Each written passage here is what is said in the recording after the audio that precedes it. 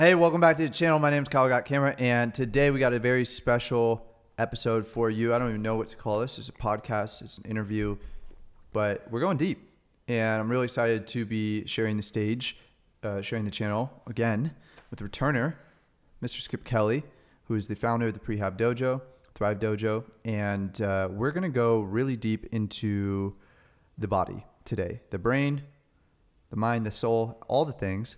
And without further ado, I would love to give people some context to this whole Prehab Dojo, Thrive Dojo thing. Can you just tell us a little bit about your background and how this thing came to be and birthed into the world? Give us the story. Okay. Well, thank you for doing this, and I'm excited to get into all this because it's really meaningful to me, and I'm excited to share stories with people, and hopefully, I guess my goal out of this is spending the time doing it is that somebody who's watching has something that they're dealing with that is either emotional, spiritual, or physical. And through whatever we end up learning in this interview and whatever you get me to say, that they can heal themselves or heal someone that they love or care about or someone in the far future. So going in with that intention, I hope it works. I hope this helps someone. Cool.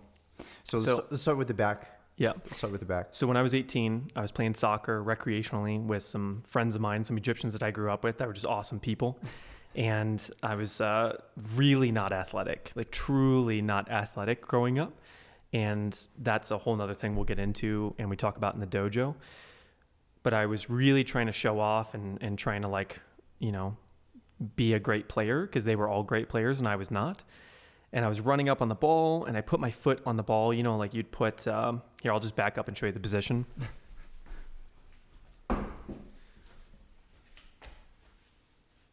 On the ball. And basically, while my foot was on the ball, someone slide tackled from the front to kick the ball out from under me. Mm-hmm. But one of my teammates, is very aggressive, competitive people, right, was also coming in from behind me to kick the ball forward. What I didn't realize is that the person was behind me. So when all my weight was on the ball to try to prevent him from slide tackling from the front, the person I could see on the enemy team, right? And then he kicked it out and my foot, all my weight was on it. So my foot went back behind me. And then the guy behind me came in just after and caught my foot behind me and then slammed it into the back of my head. So I felt my heel. Imagine your heel touching the back of your head. Like it just doesn't do that motion unless you're a super yogi, right? Yeah. So I don't really remember any pain in that moment. I just remember it's like whiplash. If you've ever been in a car accident or had any like really acute sudden accidents happen, it's like you don't even realize it's happening until 30 seconds later. And that's when the pain begins, right? And I just remember waking up on the sideline. Like I think I was conscious and hobbled over there or someone helped me or something. But I just remember waking up on the sideline and just hugging my legs like this. Because it's like if you bent your finger backwards really bad and you just want to like hold it closed. So that was kind of the beginning. And then I continued to go to the gym after that and wanted to make it stronger because I realized I had had an injury, but I didn't know anything. I was 18 years old. And then at the gym, I was doing leg lifts and just, really tough exercise on your back to begin with, and something snapped. And then I was in excruciating pain for a long time. And my friends... How long were you? 3 years. 3 years. 3 years, yep. So through a series of events, I just was told like a bunch of really bad things, like I'd never be able to play sports again or run again, things like that. I went to this like Asian grandmother, like a mother of one of my friends who did like this crazy acid thing and tried to help me and then like kind of chiropractored me when I was numb. Like it was a bunch of weird stuff I tried to do to heal it. And over the course of 3 years, I actually learned so much about healing injuries without being able to heal my own that I was teaching other people how to heal theirs, not dissimilar to your story, right? Yeah. You just end up learning so much that you're like, I'm just going to help other people because mine's way crazier. Yeah. And as I started to help other people, I just fell in love. It was like an addiction, a fulfillment addiction, the best kind possible of helping other people and seeing them get better, that then I just became ravenous to do it more and more and more and help more and more people and challenge myself to see like, what's the extent of the problems I could help people with, in the hopes of eventually pushing myself far enough to help my own. And then... So just what happened though? Like like at the end of that 3 years when you like sort of figured it out? Well, it was an accident. So I went and took randomly. Actually, I was discouraged from people that I loved and cared about to go and take, not everyone, some people encouraged me, this thing called the Muscle Activation Techniques Jumpstart Program. And I went the first weekend to learn how to do it to my clients. And after leaving the first day of the weekend and having people just practice this technique on me, which was very subtle, I'm talking like minor testing of isometric movement strength. Like you're talking 3 pounds of force, right? Like if 2 mice were to charge full speed into your leg, like that's how much force you're using to do these tests. And the next day I woke up to go to the second day of the class, my pain was gone. And I was like, that's really interesting. I just went to class. It's very tiring. Like you're sweating through class. It's pretty intense. You're learning a lot. And at the end of the weekend, I felt so good that week I started to push myself really, really hard. So how bad did it get in those 3 years? Like, can you paint us a picture of what? I couldn't bend over to put shoes on. So I had to wiggle on a wall. Like I had to wiggle myself down the wall, and I couldn't like bend my knees while I was sitting to like, cause it was too painful to have like that hip flexion. Even just like this. Oh, not at all. Yeah. Like this position, not okay. Yeah. Not okay. Like excruciating pain. There were days, I'm a corrective exercise specialist. If you bring me back to that time, there were days where people would come in to see me, and like phone calls and text messages weren't as big. This is like 2009, 2010, 2011. There would be days where I'd be laid out on a stretching table in so much pain that I'd have to cancel clients, but I actually couldn't get off the table to make the phone calls. Like that's the level of pain I was in occasionally. So imagine coming in to see your person that's helping you with an injury, and he's laid out on the table. You must have felt like the biggest fraud ever. I didn't, because I knew that I didn't know everything, but I knew that I cared about helping people more than a lot of other people cared. A lot of people knew more, but I was willing to do anything. That's also because I needed the money, right? Like I was literally to willing. Get results. Yeah, you have to get results. I have to. Yeah, that's so funny, man. I mean, I never really had like a big case of like self-doubt. Yes. I knew like I would figure it out. Yeah. Did the doctors tell you like, oh, you got L5, L4, like? Yeah, it was like L1 to S1. They were all herniated, and then they said they were likely ruptured, and then they recommended a bunch of other tests, and I was like, it's just, they were like basically spinal fusion is an option, and I was like, no. Yeah. Like, I mean, granted, I didn't know at the time. All I knew is like it meant surgery on my back, which who knows how much that would cost. Yeah. So it's just the cost. I was like, this is ridiculous. And then also like metal in my spine. Like I've always been freaked out by sci-fi things. Yeah. So like when people talk about like Neuralink and putting a chip in your brain, I'm like, that's super cool and weird. Yeah. Like sketch. It's becoming a little more like normative now, where I'm like, okay, I could kind of see where you'd want to do that, but. So basically L1 to S1? L1 to S1 was really, really bad. To be fair, I would love to go get at least an x-ray. At least an x-ray now, just to see, because I'm not sure that they're completely healed. I do know that I have no restrictions, no symptoms, and I can do essentially anything that I choose to do athletically. Yeah. But I think that's one of the key takeaways we're going to get to in the dojo is that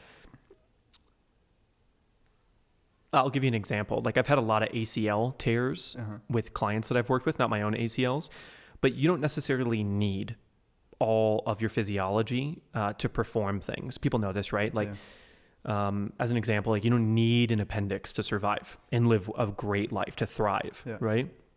You don't need all of your ligaments for everything to work completely well and for you to like be able to run a race. Yeah, because the body's very adaptive and it's redundant. It's got a lot of redundancies. It's beautiful. Yeah. It's a beautiful system. Yeah. So that being said, like just because you have a herniation or even a ruptured disc somewhere in your spine doesn't mean like you're going to be incapacitated forever, even if it looks like there's literally no disc left. Like I've seen crazy things happen to people. Like the body's ability to heal is just, it's obscene. So you go to this MAT thing, boom, it's like, oh my God, I got my back. And that's almost 12 years ago. Actually, It's probably 12 years and 1 month. Okay. So it's been a while now. A long time. Yeah. 11 years and 1 month. So you're like, okay, boom, I'm good. Mm-hmm. This MAT thing's legit. Well, and that was the other thing, right? We weren't doing the MAT thing. Really? That day we were learning the MAT thing. Oh. So it wasn't even the actual technique that did it. It was like doing the testing of the technique did it. So that gets into some really like complex, like, I don't know, witchery or voodoo, right? Yeah. But essentially it opened my eyes to like, how silly I was, and all these techniques I had spent a long time practicing and learning and certifications I had gotten were clearly leaving out something extremely basic and fundamental. And what was that realization? What were they leaving at the out? time, or what would I say now? Both. Yeah, at the time, all I knew is that I didn't know anything and that there was a lot more to learn. And I also knew everyone that took that class seemed like worlds beyond intelligence of everyone I had been working with that was also a trainer at the time. I mean, these people were so passionate and so into it, and they were just taking the jump start. And at the time I thought that was badass, right? But now I look back and you have the internship and you have the master's program and all this stuff you can do. And the jumpstart people seemed like badasses. I was ready to completely leave the fitness industry because I thought everyone in it was sort of a Neanderthal at the time until I met these MAT people. And I was like, wow, I feel like a pipsqueak amongst this community. Like they're very intelligent. Everyone there was really, really, really intelligent.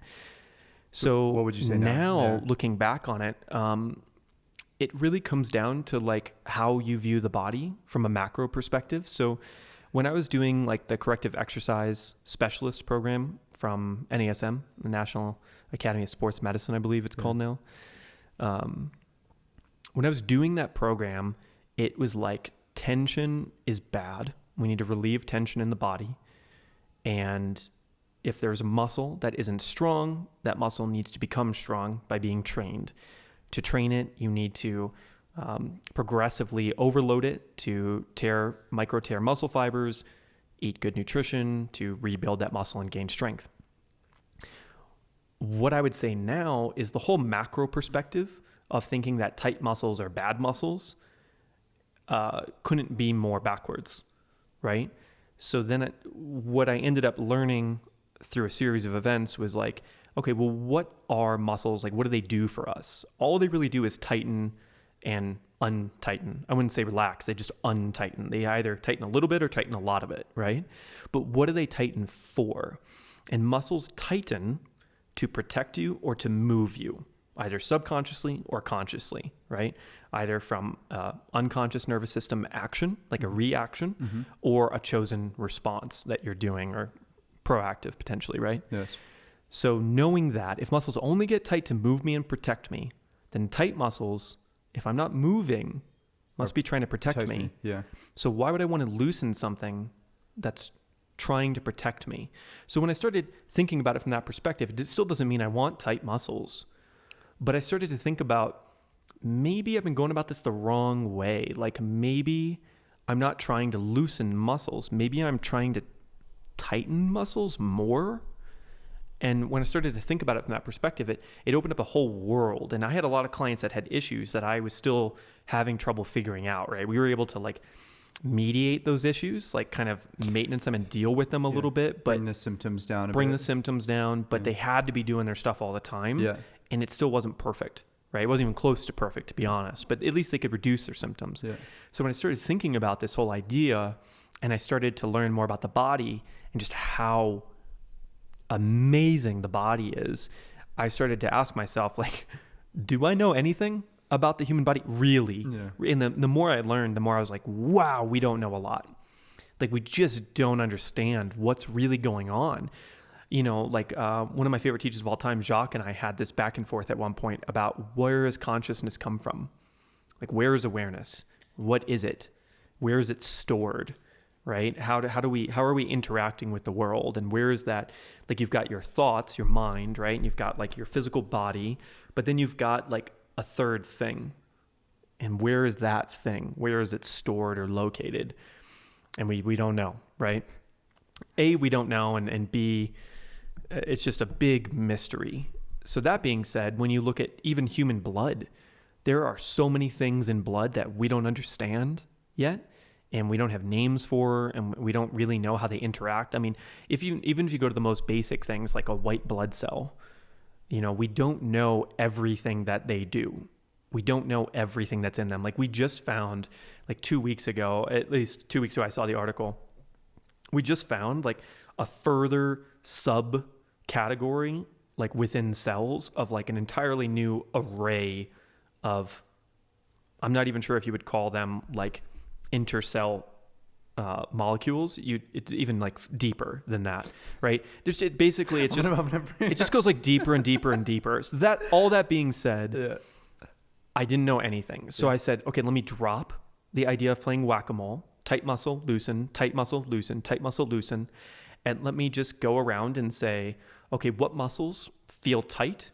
And let me tighten everything but that. Tighten anything that you don't think is tight and see what happens. And the theory in my mind was, okay, so we've got a table that these microphones are sitting on. So you can imagine the table. And then you say, okay, the table has 4 legs, right? And let's say that 2 of those legs are much shorter than the other 2, right? And now the table is kind of like wobbly, right? If I take one of those legs, and that's like the stable leg, the tight leg, if you were to say like a muscle, right? And I were to like chop it down to loosen it, now the table's even more unstable on the one long leg, or it falls to meet the standards of the other 3 short ones. And then it's just got this one long one. So then obviously I'm going to chop that long one, but now the whole table's lower, although more stable, which is a whole nother conversation we'll get into. However, if I go to the short legs and I make them longer or stronger, right? Now the whole table is taller and more stable. So I just went with this idea of like, let me just strengthen everything and see what happens. Strengthen everything except the things that are already tight. The things that are quote unquote giving us issues. Right? Correct. Yeah. So it's basically like, let me look at the tight muscle as someone who needs help rather than someone who's causing problems. Here's another analogy I use all the time. If you had 5 cleaners and you hired them to clean your house, and 2 of the cleaners were the ones doing all the work, and 3 of them were like eating sandwiches and actually making the place even dirtier, at the end of the day, of the 5 cleaners, they're going to complain to me, right? But who's going to complain? The ones that got paid to eat sandwiches and mess the place up, or the ones that did a lot of extra work to compensate for the 3 crappy ones? The ones that are eating, or the ones that's going to complain is the one that doing all the extra work, right? Yeah, They're like, what the fuck, man? Are they getting paid the same as me? Can I curse on this show? Yeah. Okay. So what I started to say is like, maybe the tight muscles are the ones doing all the work, and maybe the weak muscles are the ones that are eating sandwiches and screwing around. So let me like go and whip those ones into shape lovingly, gently, right?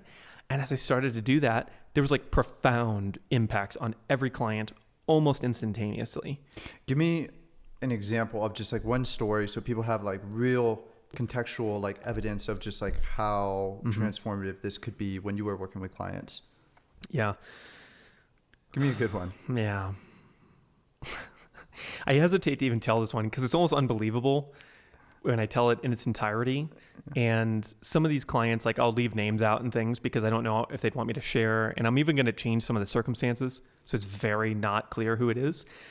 But I had this guy who, let me see what I can tell here. Let's just say he was in the military and he was a client of a friend, right? And when he was in the military, he was over in Afghanistan in the war, because this is like 2010, 2011, maybe 2012 latest.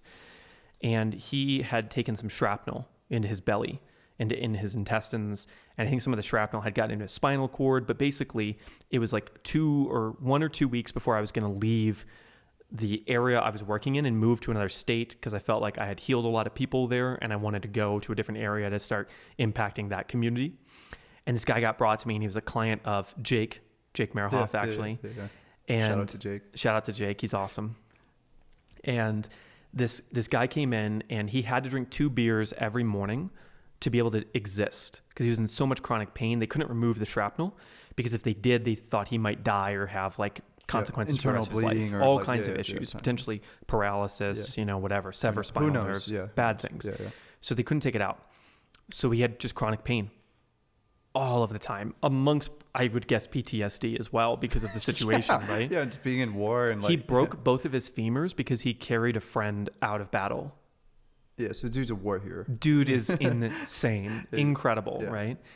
but he had this shrapnel in him, and he came to me and he was like, okay, he's 2 beers deep, right, at this point, just so he can like survive and like talk to people. Yeah, show up, yeah.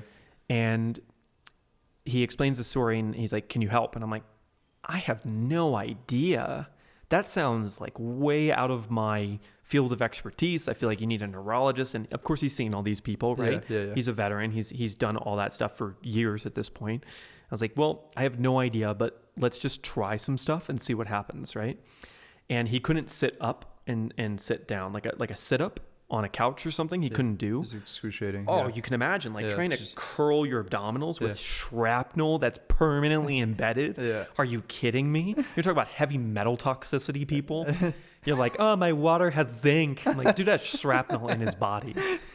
So we're like during the session, and I'm just taking a look. I'm like, okay, he's got a lot of really weak muscles. He's got a few really tight muscles that bother him, but he's got a ton of weak muscles. And that's usually an indication that if we tighten some of these weak ones, things could get better. But from my perspective, I'm terrified to do anything with this guy. If you do the wrong muscle, Oh it's my like, God, shrapnel, right? Yeah, I'm like, yeah. I don't know where it is. Yeah, So I'm like, I'm not going to touch your abdominal area. I don't want to deal with that at all. Yeah. So I'm just going to do supporting things that would give leverage and support to your abdominal muscles. So I don't have to do anything with that or be responsible. Yeah. He signed all the waivers. I'm like, dude, I'll try, but I have So no basically, promises. you're going below or you're going above? Above, yeah, below and above. And that's something we're going to talk about in the upcoming dojo course, which is like, I call it 6 zones, but there's 5 primary zones. And we'll teach people how to assess each of those 6 zones very quickly. So you can get an idea of like which zone is actually helping any particular symptom or thing you want to work on that day. Yep. So I start working on his hips. I start working on his shoulders. And literally 10 minutes into me doing like the lightest, most gentle stuff you can imagine, we're like talking and he's like laughing about something or whatever. Cause I always like mess with clients and giggle with them and stuff. And it's always a joy for me. And he just like sits up to talk to me. And I'm like, dude. And he was like, oh my God, I just sat up. And we're all like, and Jake's there and we're like, and literally, and then he just like laid back down and he was like, oh my God. And I was like, oh my God. And we just kept going and he just kept like sitting up and getting back down, sitting up and getting back down. And then I remember like he came in for more sessions, obviously, because after that we were like really encouraged. He's like, I didn't have to drink beers this morning. And I was like, this is when it got to the point where I started to understand like the potency of strengthening muscles with the addition of like a joyful attitude, laughter, smiling, hope for a lot of these people. We're gonna right? talk about that as well later on in the show, because I think that's a really important component that it took me, and I've known you for 5 years at this point, 4 years at this point. It took me so long to really get that, because you would say it, and you had these like little things, but I think they would just kind of like fall on deaf ears, or like I just like overlooked them. I'd be like, no, but the thing. The physical thing. Yeah, the physical thing. And I'm like, yeah. No, like so much of life is like putting joy into things on purpose. Yeah. So that's what led me to the number one belief. The whole dojo rides on this belief, which is your body is perfect. Yes.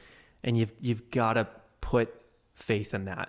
You've got to believe that this thing is here and it's on your side. It's working with you. It's trying to help you at all times, and it is powerful beyond measure. I mean, it is incredible what this thing is capable of, and it's perfect. So if we start from a place of saying anything that you're feeling, pain, soreness, tension, cramping, even indifference, right, where it's completely numb, insensitivity or extreme sensitivity in some cases, all of that, let's just assume that symptom is a perfect response to something. Once we start from that basis of saying like, okay, the body is perfect, now we can go a little bit further and say, if it were perfect, why would it be trying to do what it's doing? And how can we help it? I'm gonna tell a little bit of this story so that we can compress it and get to some of the juicier stuff. Let's go. So from my understanding of the story is basically, you're moving from city to city, helping people, building up a client base, helping them, recover from their injuries, heal, get better. And then you would leave, and then things would kind of fall apart. It may not be, back to where they were when they first met you, but they definitely lost a lot of their progress. So from what I understand, you started thinking, okay, well, this isn't sustainable. This isn't going to work because I'm not going to be around to help these people all the time. So I got to make something that's beyond me. And that's enter the dojo. The dojo, right? So yeah, it began as, we called it priming at first. Yeah.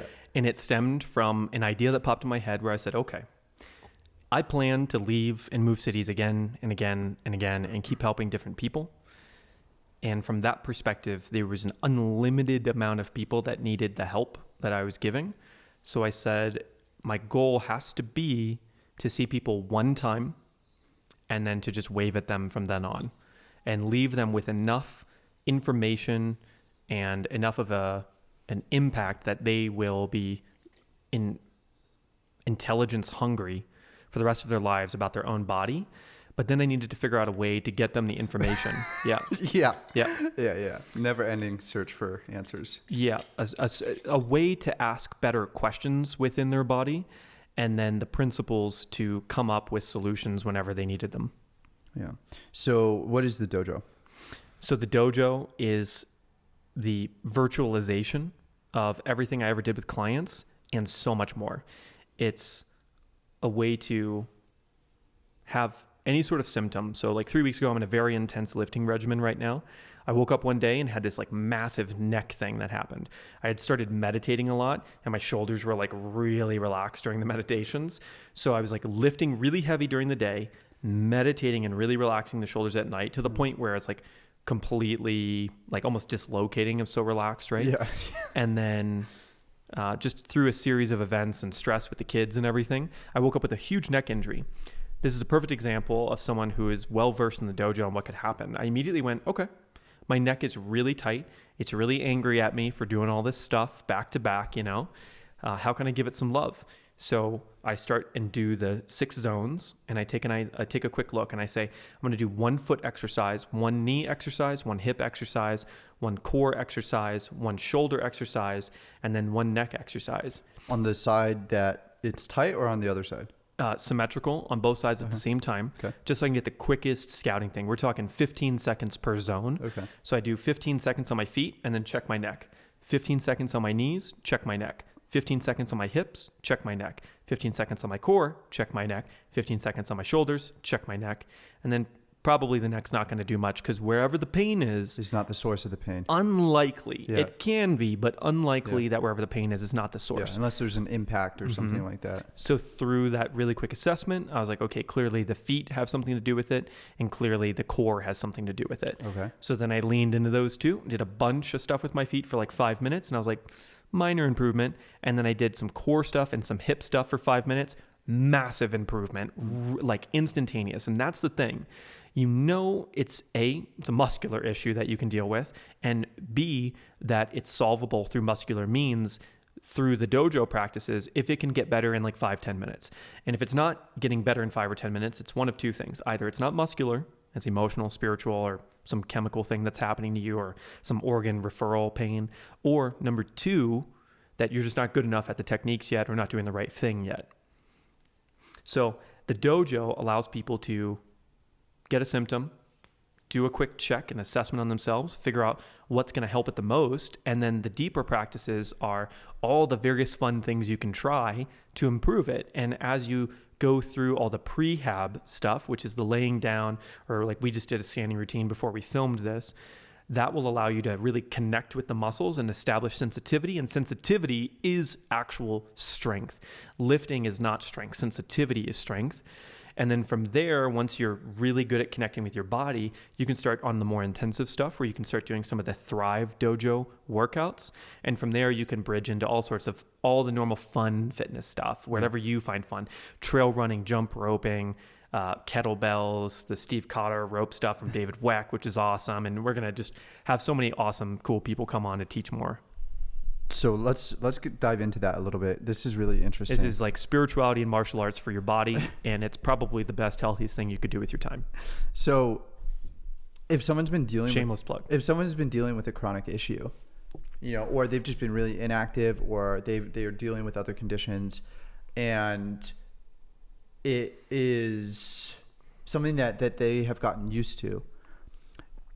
As far as when you talk about noticeable improvement, are there levels to that, right? Where it's like, it doesn't matter how long it's been, doesn't matter what story you have about it. If you do it the right way, boom, you should be like good to go. My whole thing is if you can't tell a difference in 5 or 10 minutes, you're not doing the right thing. Tell a difference. Okay. So because there's say, levels to that. Yeah. So I'll give you examples. Number one, let's say you have like you went on a trail run and your heel hurts, like plantar fasciitis, something that acts up, or you have like maybe even like a sciatica pain or some acute thing, right? You should theoretically be able to lay down, do the 6-zone assessment that we're teaching in the new course, figure out which area is going to be the most beneficial, and then just do random exercises in that area from the prehab stuff that you'll learn with the exact techniques, the exact methodology that we're teaching within the course, which is just essentially slow isometric with some overload, and you'll see like in the course what happens there. But you can go to YouTube and do the free stuff once you figure out which zone it's in, and just do a track for like lower body if you found out it's in your lower body. And then you should say like either your plantar fasciitis symptoms or sciatica symptoms or acute symptoms or whatever you're dealing with are at least 50% reduced and or they're gone. Now you might go for a run again and they come back, but at least now you know which areas need to be strengthened whenever you feel that symptom so that you can get further and further away from that pain. So this great question comes right from that, which would be, so if you have like a reoccurring issue and you can prehab it, you can get relief, is that, but the issue comes back, is that indicative of like, okay, I should go to the gym and strengthen this part of my body so that this issue doesn't keep coming back up, because I can prehab, right? Bring more sensitivity there and bring more awareness there, and it can help alleviate the pain. But if it's coming back after I go on a run, then maybe there's something else at play, right? Yes. And so yes, you do need to strengthen the various zones. And to be fair, you need to strengthen them all. There's never like one zone. And there is one zone that might have the biggest impact in the shortest amount of time. Feet. So I get that acute neck Feet thing. or neck? Feet is huge. What's the one zone?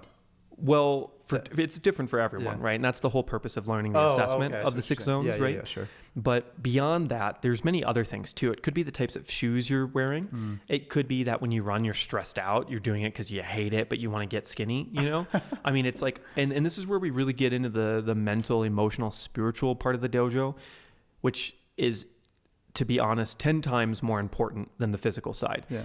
I teach the physical aspect of it because that's the expression. But when you're thinking my body is perfect, my body, everything it's doing is wonderful for me. And we get deeper into this whole like metaphysical idea of like, this is sure my physical form, but my actual form is bigger than this and could be very expansive, or theoretically encompassing everything. Then, stuff works a lot better. Yeah. So self-love is very, very important. And that's something we work on a lot in the dojo, is really amplifying your own self-image and understanding that like this thing is beautiful, Was that part of your transformation?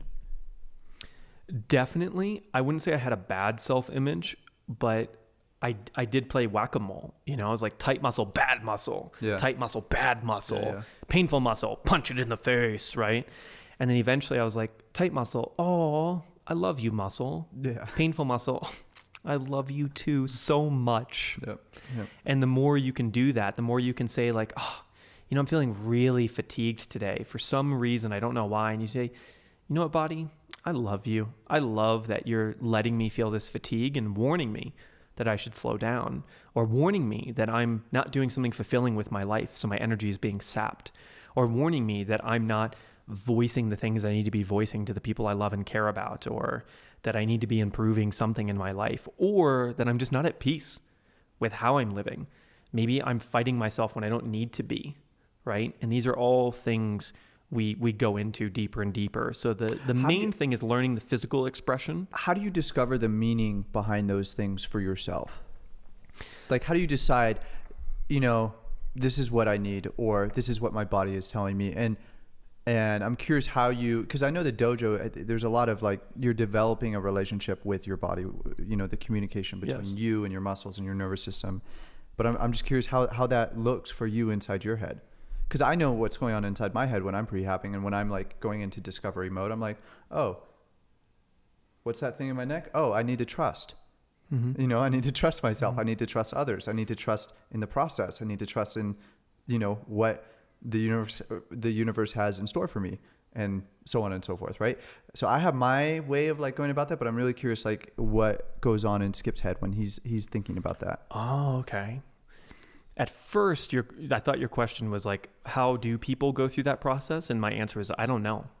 You know, I think it's going to be different for everyone. Yeah. And anyone who does it, I just love talking to people about their own process and like hearing about what goes on in your head and how that evolution sort of happened. For me, God, I just have so much love for everyone, really, to be honest. But also, like, man, our bodies just go through so much, you know? Like, think about all the days you haven't slept enough. Think about all the times you've had a breakup. Think about all the times you like had a lot of sugar or alcohol or smoked weed or did mushrooms or whatever you did, you know, that was hard on your body. How many times were you dehydrated? How many times did you go like 10 hours on a hike and had just a little bit of water, right? Or how many times have you like not eaten vegetables in a day, right? And even more important than all these things, these are physical things, you know, these are bad, but you know, they're not necessarily going to kill you. But maybe something that will is, how many times have you cursed yourself out in your own head? Yeah. You know, how many times have you told yourself like you're not enough or you're a loser or whatever it is? And how many times have you said like, my body's so dumb? Or how many times have you said things like negative about your body or about just yourself in general? And that stuff, that's the stuff that we really need to dig into over time. And I'm not an expert in that, you know, and we will bring in experts for that kind of stuff. But I find that like, as you go through this process of healing the body, those things naturally kind of bubble up. Like, I've had a lot of people cry during sessions, or even people doing the dojo tracks. You know, like, the deeper you go and the harder the track becomes and the more advanced the track, the more I talk about emotions and the more I talk about how different parts of your body are associated with different things. And let's get into that. Yeah. This is a great talking point. It's something so fascinating to me. So, dude, injuries are emotional. Yeah. I'm telling you. Like, yes, there's acute things. I broke my foot in Jamaica jumping, you know, broke my back in soccer, right? Cracked ribs in a jaw, you know, like stuff happens, definitely. Yeah. But when it doesn't heal, you know, or it doesn't heal properly, like, there's more to it than that. And to be fair, I don't know what that more is, but I know that when we live a more fulfilling life and when we work on ourselves, you know, little by little, and we become happier people and we become disciplined and more consistent with the way that we treat ourselves and we're peaceful, you know, stuff just heals really fast. And I find the people that have like a lot of that negative self-talk or are building still to that level of peace and are on that journey still take a long time to heal, or they don't. So like, any client that's come to me and didn't heal really quickly, this is a conversation I had with them and I'm like, what's going on in your life? What's going on in here? What's going on in here? Yeah. And they just, they hate that. Yeah. Oh, they get defensive. Yeah. But eventually, you know, I'll lay off and I'll just be smiley and happy and crack jokes and stuff. And eventually there's like a little curtain open, you know, and they start doing stuff. And, you know, that's where the real healing probably happens. Yeah. Yeah. Who knows too?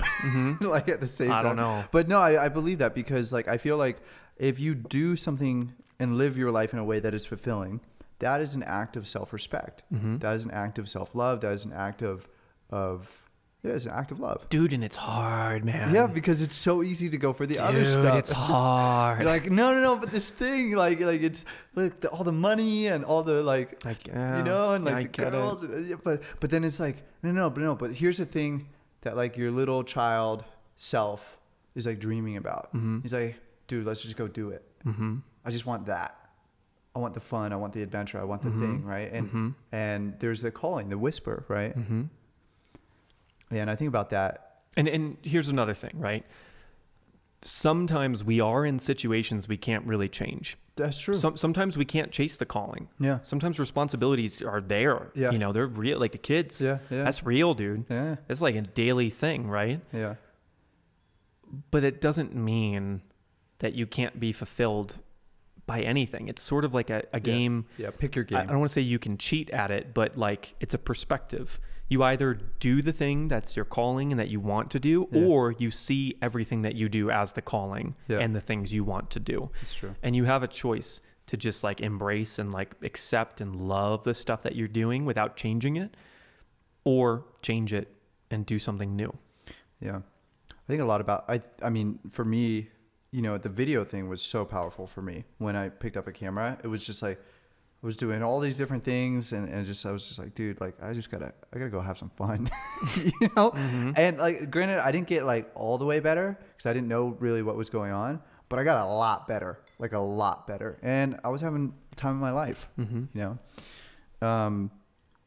So let's talk about these different parts of the body that are connected to these different like emotional patterns or these emotional things in our life. So run me from head to toe. Give me the high level overview. Okay. So you're talking about specific sections and what they might be related to. Yes. Okay. From person to person, this will be different. This is just a basic schematic, if you will, of your body and some of the things that I talk about. But there's many different methodologies. You can look into Ayurvedic. You can look into Chinese medicine. You can look into like Egyptian stuff that's going on in the world right now. People are discovering. But essentially, the way that I see it is that the neck and the shoulders are around responsibility. The front of the neck, obviously the throat, the esophagus is about saying things that you want to be saying. That energy center here, the 5, right, that Joe Dispenza calls it, is like speaking, right? You've got your heart, which is obviously like love, most importantly for yourself here. You've got the mid back and the torso, which is that ability to have like willpower, discipline, more of that self-love and just saying like, I'm going to do the things that I say I'm going to do. I'm going to do the things that I want to be doing. You've got the hips, the gut, the abdominals, right? The hips and the quads, the glutes, which is for love, usually right side masculine, left side feminine, not always, but that's something that I just reference for people to talk about. Kind of opens up these deeper layers of conversation, similar like tarot cards, right? Whether there's magic in it or not, sometimes there is, right? It's something that opens up a gateway to start to have that conversation with yourself and with others. Yeah. So the hips related to love for other people. So if you have like a right hip issue, something I'll ask is like, what's like the relationships, close relationships with men in your life or the masculine side of you, right? Left side, what's your feminine relationships in your life or the feminine side of you, right? Knees is like stability in your life. Lower back, usually related to money. Ankles, usually related to like forward progress and momentum. And then like toes is like you're grounding to the planet. You're grounding to your life. What about the spine? I know we were talking about that the other day. Oh, so the spine is like really intense because it's got like a double entendre, something like that. It's a double meaning because the spine has tunnels for nerves that will innervate different sections of muscle. So the spine, as an example, right? Let's say you have a calf issue, some sort of a calf symptom that's on and off, like crampiness or something, right? And you've done everything around the knees and the hips and the feet and the shoulders. You've done all the zones and it's just not affecting it. But then we go and we look at like your sacrum and maybe your coccyx, like the very, very low part of your spinal cord, essentially, like the little, like what used to be a tail potentially on humans, and your lower spine. And we find like a bunch of really intricate small motions of like these vertebrae and how they move. And, you know, you sit a lot and stuff and your spine, like even sitting for this long for me is like a little, like I want to like just do this motion, you know? And let's say we find some weird issues there and potentially those nerve pathways are like tight and closed up because they're a little bit weaker. So we need to strengthen them so that they can loosen up because they're stronger so they can work with less strength or less total intensity and still hold the position strong, right? Then those innervations might actually be dulled. And then, so the spine can be related to theoretically anything, depending on where it's innervating. Because the whole nervous system is coming through the spine. And the higher on the spine the issue is, potentially the more of the body it's affecting, right? So if it's atlas on axis, like C1, C2 issues, could theoretically affect everything. Affect everything. Wow. So, and then the skull, that's like a whole nother thing. Your skull is in pieces, and as you breathe in, it like slightly expands, and as you breathe out, it slightly closes. You got your like TMJ over here, your jaw, and how your mandible moves and everything, your nose, especially if you've had like braces or jaw surgery, like that can dramatically affect like the shape of everything and how the muscles move. How does one, I mean, I'm asking for myself, but I'm sure there's hundreds, thousands of people who have had braces, retainers, dental work. Like, what do you like anything else, right? Like if you get an injury, Yeah. it's really just about cleaning up those sensitivities in the areas that were affected. And that starts with, just like the guy with the shrapnel, supporting the areas around it. Everything else. Supporting my shoulders, supporting my neck, right? And then we can get into the intrinsics of like, how do I do jaw exercise or tongue exercise to strengthen these things, or throat exercise, right? To get all these things. Your ears, your eyes are muscle too. Yeah. So like we don't have anything out on the dojo right now for that, but we do eye dojo exercises in Austin. We had like a whole board set up to measure ourselves. All right, this is where we're going to like really start nerding out. I got a whole list of questions Let's here. go. Keep remembering the number one thing, your body is perfect. All of this stuff gets really detailed and fun only so that you have variety in your practice, so that you can have more fun with all this stuff, because it's going to get really detailed. But remember, it always comes back to like self-love, fulfillment, and just spending the time in the habit of loving on your body. So as long as you're doing that, like you're good to go. And then from there, once you get maybe like ready for more intensive, detailed stuff, you can start to get in all the things that we're talking about and have more fun with it. Okay, I want to talk about, I just like, I feel like there's two, I mean, there's so many things so the feet. Oh, Let's start. So good. Let's start with the feet. Okay. Yes. I discovered that, I mean, who knows how much of it is, how much of it like connects to the other stuff. But anyway, I know that there's some opportunities in my feet, right, for greater sensitivity, greater, function. And I know that they're a source of some of the challenges that I face structurally, mechanically, and or opportunities that I face. So, I have this vision in my head of just building like bulletproof feet and like gorilla feet. Mm-hmm. And I would love to hear about how you would go about that, and also give people context of why the feet are so important. Mm-hmm. Well, your feet are your attachment to earth, right? Assuming you stand, assuming you're not like a wheelchair person, or in the show WALL-E, the movie. Loved that movie, but it's a great movie. Yeah. So basically, your feet are everything. And we actually, in the course, and we'll put that on YouTube, because that's like a hilarious thing that I think everyone should see. So at some point, hoping the next couple of weeks, maybe Kyle can put the link to that video somewhere here and show like exactly this analogy that I always use with people. But basically, if your feet are weak or your feet are insensitive, the entire body is at least somewhat compromised in its ability to exhibit strength. So even like basic stability. Oh, we didn't get into this yet. But it's also like the sensitivity, the strength of your muscles. The stronger your muscles are, and the more connected you are with them, the more elaborate and the more detailed, the more beautiful your brain functions. Because parts of your brain control your muscle. And throughout the entirety of your brain, you could have many different sections that control muscle. But those same sections of your brain control pieces of your personality, memory, patience, all sorts of personality things, like the movie Inside Out. So what does that mean? That means that if your feet are weak and the rest of your muscle is hampered by that, you're essentially leaking brain potential, right? You're not getting the same amount of BDNF, or brain-derived neurotrophic factor. You're not getting the same secretion of hormones that you could be getting from muscle fatigue, from just walking, So your feet are the gateway of strength. The feet and the spine are the gateway to strength. So let's talk about how pain works inside the brain. Mm-hmm. Right? So someone's experiencing pain.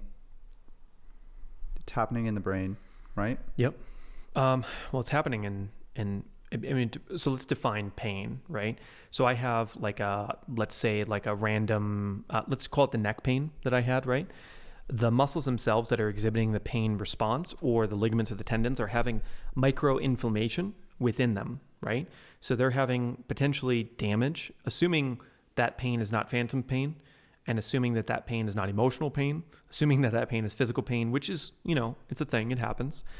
I'm getting inflammation in the joint. I'm getting inflammation in whatever joint associated, right? Or many, the muscle, the tendons, potentially the ligaments, and potentially even the bone, depending on why I'm experiencing the pain, right? If I'm chronically dehydrated, don't have enough magnesium or something, and my body's like leaching magnesium from my bone, that could potentially cause or be part of the pain response, right? So that's happening. And then because of that inflammation, I'm getting neurogenic inflammation in my brain in the area associated with said muscle, but also in the pain receptor, because the muscle is working at a lower capacity most likely, or hyperactive.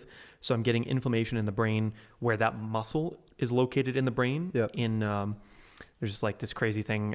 We maybe show a picture, but we don't have to because it's weird. It might freak you out, called the homunculus, which is essentially a piece of your brain. And it's like your brain like has all these different, like a finger spot that controls the finger, and then like an abdomen spot. It's like a map. The abdomen. It's like a map. Okay. And the way they draw it, if you Google it, you could Google it, and it's like this weird like brain with like fingers and appendages coming out. It looks kind of creepy, but that's really how it works. And everyone's brain is slightly different, right? As far as where the muscles are located within the brain map. So think of it as like a control station where they have like levers that control the muscles. So the muscle is in inflammation, the part of the brain that controls that thing is in inflammation, and then the parts of the brain that respond to pain have inflammation as well, because inflammation isn't necessarily bad, it's just information. Inflammation is information. It's the body's best response to what's happening, right? Potentially, right? And then we're getting that information, getting a scouting mechanism. So pain is a great thing, right? Because like when I had my broken foot, if I didn't have any pain and I was just running on it all day, it's just going to break further and further. Oh my God, it would just be terrible, right? So the pain is a great thing. I really need the pain. So one of my big things is I encourage people, always consult medical professional first, because I'm not a doctor and I don't pretend to be one on the internet, but essentially, unless you have to have painkillers of some kind, don't do it, because the pain is important. You wouldn't have it. It's perfect. You wouldn't have the pain response if you didn't need the pain response for some reason. And depending on the painkiller and how that's all working, or ice packs even, you're potentially reducing some of the healing capacity. If I'm getting swelling and I put ice on it and reduce the swelling, I'm also reducing the nutrient deliveries to the area, the blood that's getting delivered to the area to heal the problem, right? So, this is pain. So I feel like that's a really simplified version, but that's pain. Yeah. What about the chemistry of emotions? Yeah. Well, as we all know, you go on a first date, madly infatuated with someone, right? You'll stay up till 7 a.m. thinking about them, texting them, planning your next phone call, planning the next date. Fatigue is not an option when you have great hormones and great serotonin, dopamine, oxytocin flowing through your body, right? And the exact opposite is also true. When you are in a very low state, if you have clinical depression, if you don't exercise, you don't get BDNF secretion, right? Then you're going to potentially be extremely fatigued all the time. It's the exact opposite of the infatuation of like a first date, right? Or even having like the whole, let's just call it like happiness expression, right? Like when you're dancing and when you're having fun, when you're hanging out with friends, like I find when I'm alone, I eat a lot more.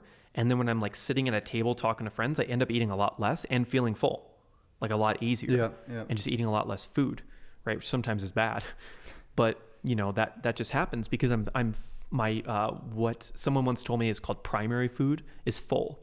Primary food being like emotional food. I'm not eating for any other reason than to actually survive physically.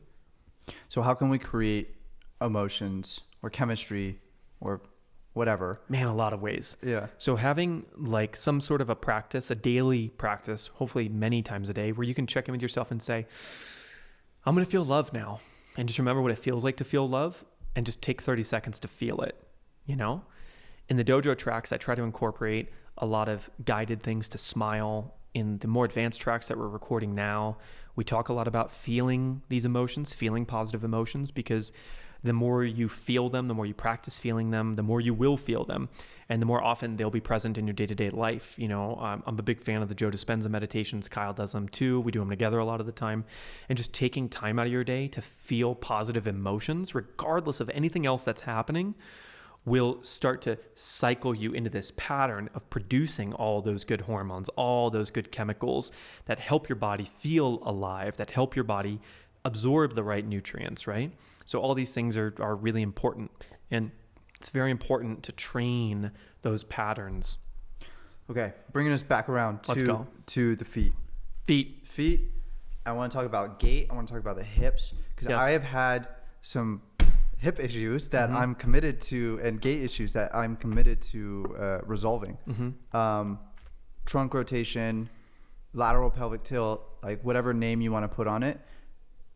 There's opportunity, and I want to, not that it's always about more understanding, because I feel like more understanding it just gives you more understanding.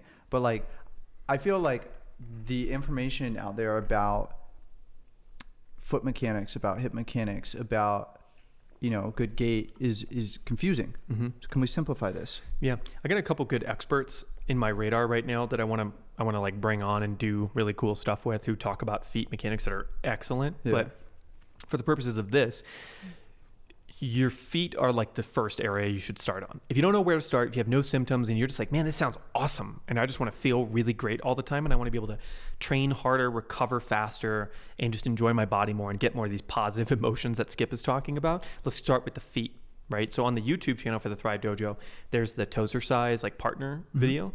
We're actually working on getting something where you can do it yourself right now, but for the purposes of this interview, the feet are something that have been neglected usually your entire life.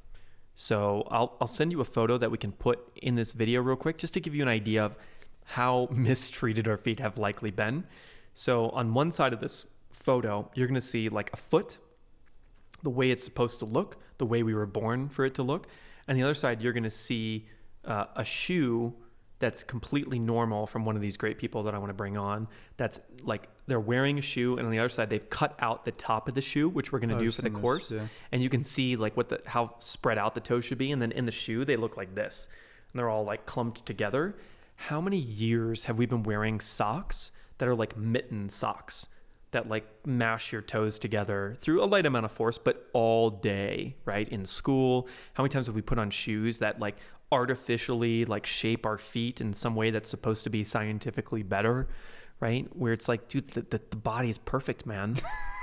The thing is, it's really good, dude. Have you ever seen like a gorilla swing from tree to tree? We're not that different. I mean, our foot is like very different, but our foot has like so much potential, and it's so much potential for strength, so much potential for recovery. And how many people have had a foot issue? How many people have had like plantar fasciitis or toe problems or broken a toe, right? Bunions. Oh my God. There's so many bunions in the world, right? How many people wear like freaky shoes with like huge heels? Even men, you know, wearing like Asics and stuff that like arch their foot big time, right?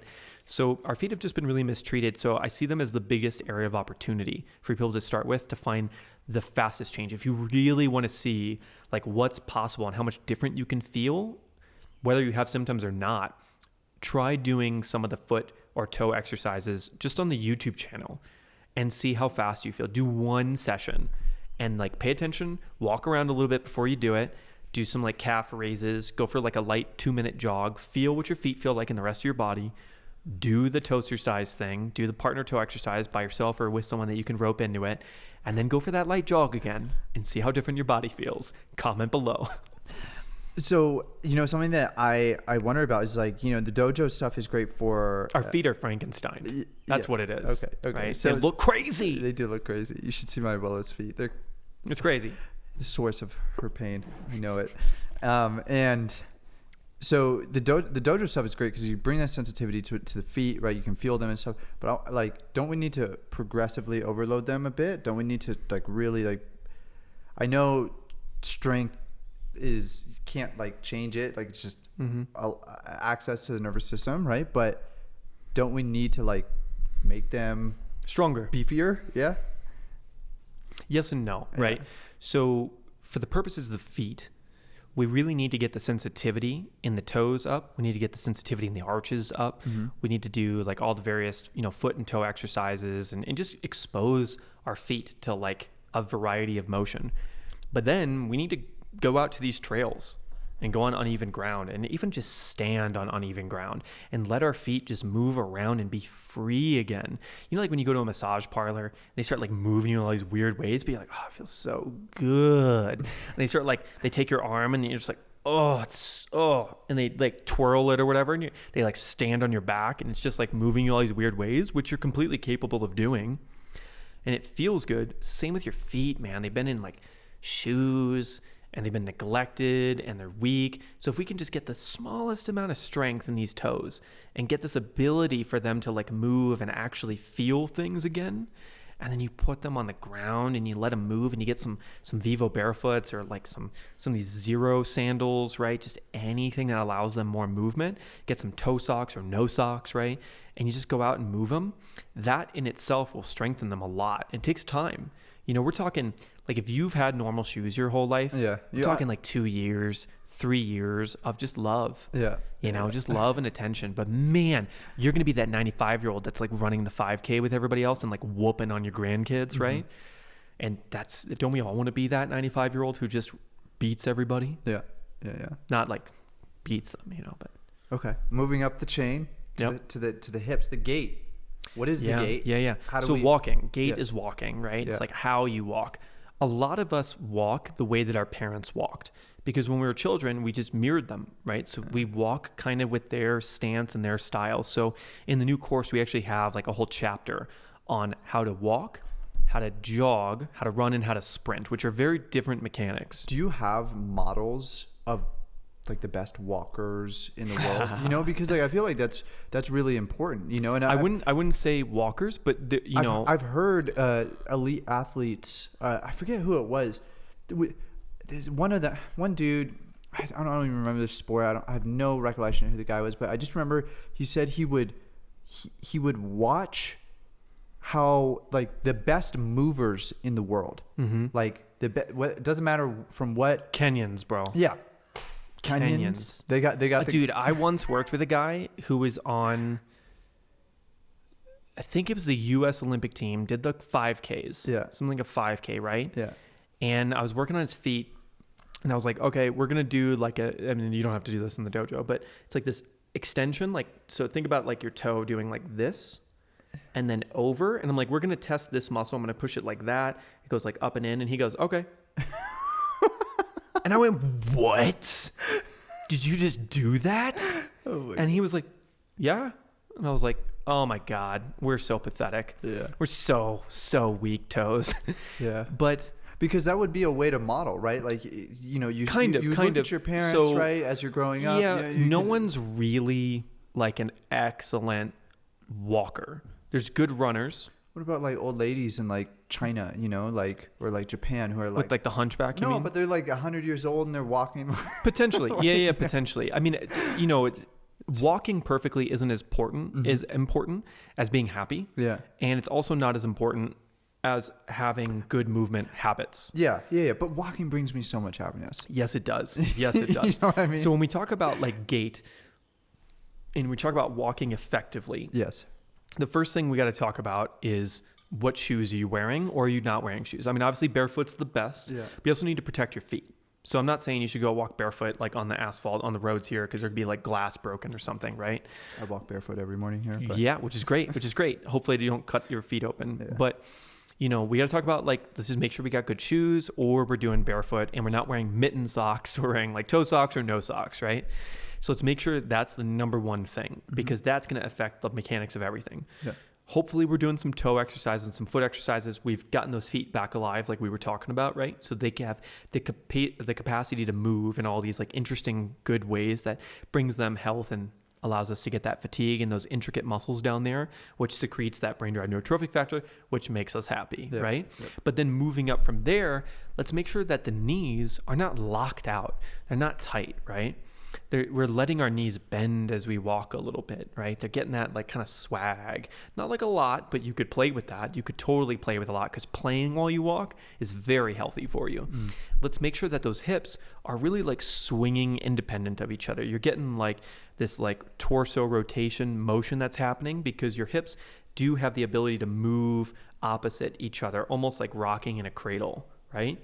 We want that to happen. We want that swing to happen, right? And again, playing with that, like almost like you're dancing a little bit at first, so you can kind of get that motion of what does it look like to be relaxed but engaged while you walk. So you're not just walking, listening to podcasts or music, but you're really walking with the intention of enjoying the movement of walking. Let's make sure that our feet are connecting with the ground. We actually are rolling through the heel to the toes, that nothing's taking a big impact, but we're really rolling the whole impact. You think about like Jackie Chan, if you want to YouTube it, if you're like a Gen Z person, you probably don't know who he is, but he like jumps out of a building, hits the ground, and then rolls out of it, as opposed to just like trying to boom and land, right? You actually roll through it so that nothing really takes a lot of force. It's passed through into the momentum of moving into the next step. Right? And that we're really being purposeful about each part of the foot actually landing where through the entirety of the foot. So we're going up through the torso, and then the shoulders. The shoulders got that little bit of swag, right? They got like that movement where you're like, are you about to beat somebody up? Like, what's going on here? The kids always make fun of me because they're like, why do you walk like the Terminator? And I'm like, because the Terminator's perfect, okay? That's also like a Gen Z, like missed that reference, but going like up and down, back and forward, right? And then that the neck is not like doing this weird like jaguar predator thing, at least not for like walking, right? It's not like, can you imagine someone who's like it's a cobra getting ready to strike? Yeah. But it's like, you know, you're playing with it and you're allowing not just these things to relax, but allowing them to play together. You know, you really think about that movement of like a casual lion who's just prowling the wilderness, right? Where you just see like those muscles rippling like a pit bull, you know, walking down the street, and they just got great muscle function. Does that explain gait? I guess. I mean, yeah. So it's like walking it's a full body experience. Well, so many people comment on my Vivo Barefoot video and the posture videos too that I made a while back, where I talked about lateral pelvic tilt, talked about the relationship with my ankle and okay. So how about this too? Yeah. For the purpose of the gait. Yeah. There's not like one walking style that's like perfect, right? Because it's the type of ground you're on, it's the speed that you're walking at. What is important is that there's engagement among the entirety of the body. And that's why it's so important in the dojo, like to not really focus on any one thing, but to really hit all of those 6 zones and make sure they all have the capacity to engage, to work consciously and unconsciously, right? Which is something we'll get into later with the unconscious side of it. So that when you walk, there's just a lot of redundancy, like we were talking about earlier, and that you're really taking advantage of the redundancies. And then you can walk in many different styles and they all feel good. And the most important part about walking is that it just feels good. Do we need, like, if we have movement dysfunction or lack of sensitivity, do you think it's better to regain that sensitivity, restore that function before you move into a pattern that's very... Yes.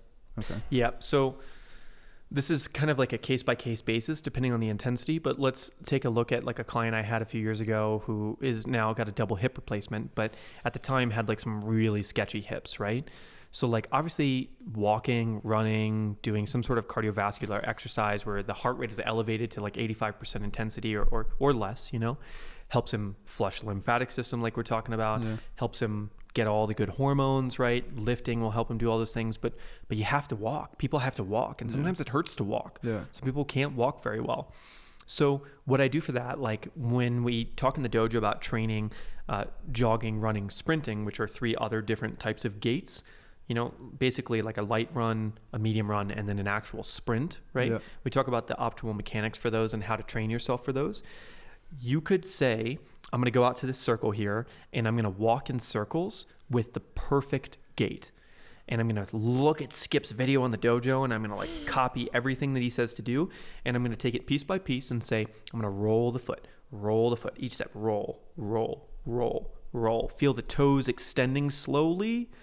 Feel them curling, extending, curling, extending, curling, extending, curling. Get those gorilla feet going. And then for the next lap, I'm going to think about the knees. Bend the knees, bend the knees. Nice and casual. Bouncy, bouncy, bounce. And the hips, swing and swing and swing and swing. And then the torso, rotate, rotate, rotate, rotate. Tighten the abdomen. Take the breath from the stomach. Take it up through here. Breathing, letting the shoulders get that swag, get that swag, get that swag. The neck, make sure it's moving. Maybe even like accentuate that movement as you're walking, right? And then you can say, let me try to put it all together and see how many of these things I can track at one time. Breathe, go and do it all, go and do it all. And just try to pass between all the different things. See if you can really feel it. And then try to relax and defocus off of everything. And see how much of that starts to become subconscious. And then go for that walk and say, okay, when did I become unconscious? Then go back, do it again, do it again. And after a few days, few weeks, few months of this, it will be completely subconscious. And all those muscles will love it when you go for a walk. Yes. Good, good. I hope that's helpful. And same thing with jog, run, sprint. Yeah. I hope that's helpful for people. I know it's something I've racked my brain on for so long. I spent so much time doing foot exercises and like just hours, days. And really what we just got into, what you just asked, it's like the secret to all movement. Because like we can build any movement that way. And that's what we do in the dojo. It's just like one you understand that the each piece of the mechanics of each movement you want to do. Yeah. And then you can break that down, really be conscious of it, and then let it go subconscious, and then be conscious of it and go subconscious. Yeah.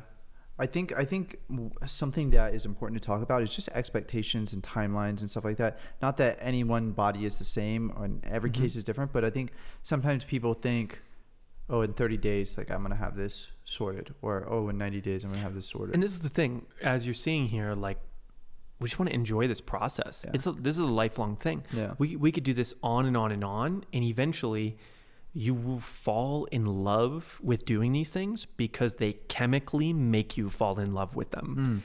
Like when you secrete BDNF, when you fatigue muscles and you get all these feel-good hormones, you're like, I want to do more of that. Let me go watch another video, build another thing. I'm going to do more of that. And right now that may seem crazy to you. If you don't do any exercise stuff, you might be like, man, that's like a whole new thing I have to add into my life. And I'm just so frustrated. That's that negative self-talk again. We want to get back to this place of like, I want to spend time with my body and I want to love on it so that it treats me well. I'm going to treat it well. It's going to treat me well. I'm going to build this relationship for life and understand that like I have a body so that I can move. And I'm going to treat that body really well. And I'm going to find a way to love and enjoy moving it. And there's so many ways you could move it. There's something you're going to love and enjoy. It's going to be soccer, pickleball, walking, running, jogging, sprinting, pickleball hiking, video coming soon. Pickleball, right? There's so many ways you can move your body and enjoy it. And it's important to do that, even if it's just walking. Yeah. Okay. I want to talk about movement patterns that people develop and focal dystonias. And combinations of muscle groups that are chronically tight or move in a way that is not optimal. How do these develop? Why do they develop? How do we start to unwind them a bit? Let's dig into that. So there's two things I'll do to kind of make it obvious that what a focal dystonia is for you guys. When you're watching this, try to do this, right? So Kyle, you want to try to do this at the same time? You might want to back up so they can see you. But basically tap your head and do a circle here. It's kind of tricky, right? Yeah. So that's an idea of having like two focuses at the same time doing completely different things, right? That's something we talk a lot about in the dojo is can we like do an exercise where we're activating certain muscles while deactivating other muscles while you're doing the same thing, right? And we do this when we're doing exercise all the time or when we're doing prehab tracks even. I'm like, okay, squeeze that muscle and relax everything else. What you'll find is while you're trying to squeeze specific muscles, there'll be other muscles that like, man, I can't relax those while I'm contracting whatever other thing you're trying to tell me. That's okay. That's completely normal. That's where we get into this whole idea of like focal dystonias, which is essentially just an inability to consciously separate control of muscles. So it's like I'm squeezing my bicep and my neck right here is tightening, and I, for the life of me, can't untighten that muscle yet. And as I go lower intensity, as I establish control over this, establish control over that, or do rotations or something that activates this muscle independently, over time, I can start to separate the control of those things. And that comes from a lot of different things. It could just be that we've never paid attention to the sensation or training these muscles independently, but it could also be these like weird movement patterns we've cultivated. Gait, what we talked about just before, is something that's, very obvious for this, where it's like you've learned how to walk a specific way by watching other people in your life walk, or by modeling someone you saw in a movie or whatever it is. And because of that style of walking, where you weren't playing with it, you were just doing this robotic, everyone's got a gait. You could like copy Friends all day. Like this is the type of way that they walk, right? Yeah, for sure. Yeah. So those are all these like patterns that have been built in, especially if they're unconscious, right? So when you walk, it's like, it's really important to be able to play with your walk and go conscious with it sometimes, so that you can like break up these patterns and start to walk differently at different times, right? And that's why like walk, jog, run, sprint is really nice, because a lot of times you'll see like people will walk a certain way and you see them run and you're like, whoa, that's like totally different. You look like an athlete when you run. Like Jay the other day, the 10-year-old, he like walks like completely floppy, and I saw him sprint and I was like, whoa, that's a really nice sprint, right? Turned on a muscular pattern that was like... Sprinting is much more conscious, right? You have to be way more present with your body to do it. Yeah. And it just looks a lot better. That like body intelligence, which is something we haven't talked about yet, comes into play. Okay. So let's talk about the unconscious, how that plays a role in your muscular nervous system. And 99% of everything that's happening, or more, probably more. Okay. So then... what does that mean for us, as people who are, healing an injury or trying to get more strength or get access to more strength, or perform better, feel more relaxed? What does this mean for us? So my nickname for the unconscious muscle control is body intelligence. Okay. It's like raising the IQ of your body's ability to do things. So you'll see like a child, right? They will go and they'll fall down like 8 feet off a tree or something. Sometimes they like break a leg, but sometimes they fall, they roll, they get right back up and they keep running and playing. And you're like, what just happened? Like if an adult fell 8 feet off a tree, they're going to the hospital. It's going to be really serious, because like cats, right? Or like animals, like most animals that have been like in the wild their whole life, and like a lot of this stuff is they've used their body a lot. They're just able to do things physically that, are amazing to watch. And that's why we have like National Geographic. So with the body, as we train this conscious ability, as we go through even prehabbing and just connecting with muscles and building that neural connection, which is strength, you're actually building strength by connecting with them and increasing the sensitivity of muscles. As you do that, and as you hit all these zones and you really become detailed in it, elaborate in it, you've done a lot of tracks, you've done a lot of positions, a lot of different muscles, and you've got that pattern even for a couple weeks, right? And you've been doing a track a day, you'll start to notice your body intelligence goes up. And what that looks like in real life is like, I love saying like ninja moves, why we call it the dojo actually. It's like Kyle had something happen this morning, but like someone will like laughingly like throw something at you, like a towel or something, and you like see it out of the corner of your eye, or you don't see it at all sometimes, and you just go like, and your hand catches it, and you're like, you didn't even put your hand up, like you didn't consciously do it, but the unconscious part of you did it. And that's this like instinct, the intuition, the body intelligence, the ninja-ness came out, right? And as you connect with your muscles consciously over time, and we're training them, we're giving that love and attention, we're letting our body know, like, I am the pilot, you are the spacesuit that I'm in, right? And we really build that relationship. The body intelligence goes up, that body IQ is raising, and it can start to do some crazy things for you, and you become a ninja. What about like, unconscious beliefs or identity or Absolutely. All that stuff? Are you the person that's like never works out? You're not fit, you're lazy, you're fat, whatever, right? And these are like the beliefs that you have in your head. Yeah. That's going to limit this stuff. But what I love about the dojo and the fact that we make it a physical practice first is that even if you have those bad beliefs, your body intelligence is still going to go up. And at some point, if you do the dojo stuff, even with those bad beliefs, the body intelligence is going to get great enough that you're even going to start to challenge those bad beliefs without wanting to necessarily challenge them, because these ninja things will still happen to you. This brings up such a chicken or the egg, right? Well, like, something that I have always wondered about, and we've talked about before, is like, when you start prehabbing a lot, your personality starts to change. Absolutely. Why? I mean, I know why, but why does this happen? Why do you think it happens? And well, we're going to show this in the course a little bit. We're doing a lot of brainwave testing right now, HRV testing, heart variability metrics and stuff, and seeing. Which, if you haven't seen the video, I will link it up here, fascinating, in the description. Lots of fun stuff that we're doing. Yeah, fascinating stuff. But we'll put more details in the course of like the results we're getting from people right now. But essentially, like after prehabbing, your brainwaves change. There's a lot of reasons for that. Yeah, but which is crazy because we didn't know this like a year ago. Well, we knew it. I didn't track it. Yeah. We didn't have. We always knew. Like anyone that's ever done a testimonial on video that does like a track and comes out of it, they're like, I just feel like calmer and more peaceful. And some people got funnier.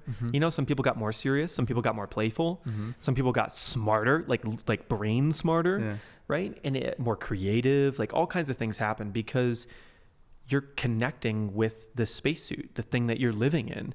And as it gets healthier, the chemicals that you're living with and working with get better, right? They're more adaptive. The melatonin gets higher at night and the serotonin gets higher during the day, right? Like the prerequisites of all this stuff come from the body, right? The gut is happier and healthier because it's got intra-abdominal pressure, There's a lot of... Oh, I'm so glad you said that. Okay, there's lots of things that happen here that help you, right? Yes. But essentially, if your brain waves are changing during the session, and then we're noticing that they're also changing after the session for an undetermined amount of time and different for every person, specifically, you're getting higher alpha brain waves. You're getting more of these like beautiful delta spikes that show love and emotion and connection. You're getting higher theta through the day, which is like very calming. Your beta is dropping a little bit lower, which means you're not thinking as much. You're more feeling things. You're becoming a more nonverbal communicator. And what does that change? Everything. Everything. I'm not really sure. It could be different for every person. Yeah. Okay. So there's two things that I want to make sure that we hit before we wrap up here, which is number one is, I'm someone that has dealt with stress, anxiety for pretty much my whole adult life. I mean, I noticed that at all the things I've done, the dojo has one of the best anti-anxiety, anti-stress sort of applications, I guess. And I'm wondering, what is behind that? Is it the nervous system? Is it the hormones? Is it both? Is it, what's happening there? Because, when I think about stress, when I think about anxiety, there's a lot of different variables that could be influencing it. But if it's chronic or if it's something that's been in the system for a while, then, there is, to me, it feels like there's a nervous system situation happening here, right? Can we get into this? Why you're is chemically happier? Is that this is it? I mean, there's a lot to it, and I'm not a doctor, and I don't play one on the internet, but dude, you're happier. Yeah. Like the body is meant to work. Yeah. We have our body to move. Something that we had in an interview on the Fulfillionaire show a while back was Jacques, right? One of my all-time favorite people. We talked about the sea squirt. It's a little animal in the ocean, right? I don't know if it's actually considered an animal, but it's a thing in the ocean. And when it's born, it's got a brain. Yeah. And it uses its brain to control muscles, to swim around, find a beautiful, beautiful piece of coral where it's dream house, right? It plants itself on that coral, plants its dream house, and then it eats its brain. And it never moves again for its entire life. Wow. Doesn't necessarily mean anything about humans, so don't take this too far. But let's just say that the brain, a huge part of why we have it, is so that we can move. The oldest part of our brain controls instinct, controls movement, right? Because we've always needed it. So that being said, when you start to use the pieces of your brain that control movement and you use them intentionally, and then you train them to be sensitive, and then you go out and you use them with the Thrive Dojo stuff, and you have fun, and you run, and you walk, and you do all this gait stuff, and you're joyful about it, right? You're going to produce happy chemicals. Yeah. And when you produce happy chemicals, you get happy brain waves. And when you get happy brain waves, you get happy changes in your neural infrastructure, right? Your brain fundamentally changes. The composition of it changes. Some things get more elaborate and bigger. Some things get smaller and more efficient, right? But by and large, you're getting better hormones. So what's going to change? I don't know. Probably everything. Okay, last thing, because I think this is, I mean, again, not medical information, but there's so much here that I feel like we'll eventually be able to investigate and we're doing it. Yeah, I we're mean, doing it now. But it takes a long time. Yeah. We're gonna look back on this video and be like, man, we didn't know shit. We didn't know anything. And you know, something that you mentioned that I wanted to make sure that we talked about was just like gut health, intra-abdominal pressure. Yeah. Okay. So I want to. Can we break down some of these muscles? That are in I mean, here? And like, let's just go big picture for people. Okay. So because in the course we'll get more detailed. Go but big picture, then we go medium picture. A little bit. Okay. Your intestines, when you have food in them, right? They're squeezing, and they're moving things, right? How are they squeezing? Muscles. Muscles. Yeah. Very intricate, fine-tuned muscular movement, right? Yeah. But to be able to do that, they have to have something to push off of. You know, like as an example, if you and I are like arm wrestling in the air, how much force can we have? Not that much, just as much as our shoulders. We connect our elbow to a table. Someone holds our elbow down. How much force can we have? A lot more. A lot more. Yeah. If we're floating in space trying to arm wrestle, how much force can we use? Nothing. Like nothing, because there's no stability. Yeah. If these muscles in your abdominals, in your rib cage, in your hips, don't have stability around them from the other supportive muscles, how much strength can they really exhibit? How fine-tuned can their movement be? I mean, it's limited at best. Very limited at best. Yeah. Absolutely. So it really comes down to, again, hitting these 6 zones, because let's say your hips are really tight because they're working really hard for you, because your knees are really tight because they're working really hard for you. You had like an old injury because your feet suck, right?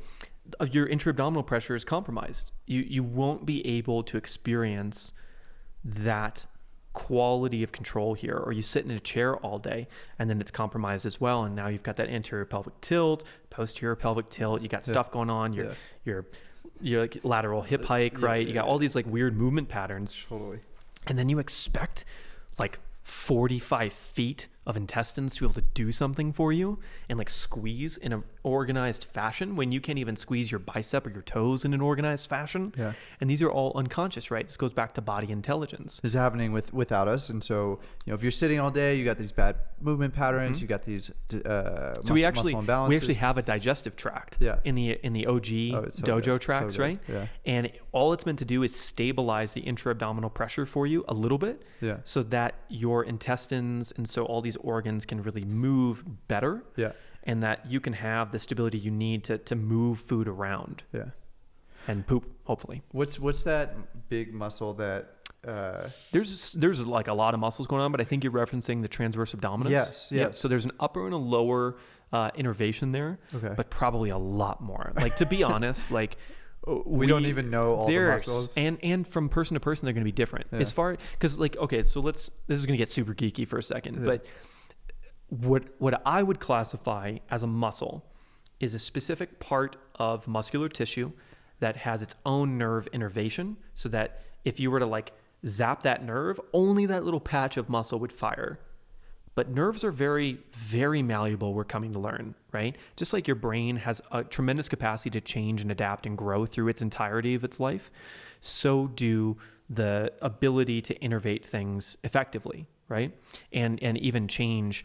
Oh God, this gets super nerdy. But basically, there's a lot of muscles. Right now we have names for a lot of them, but not all of them, right?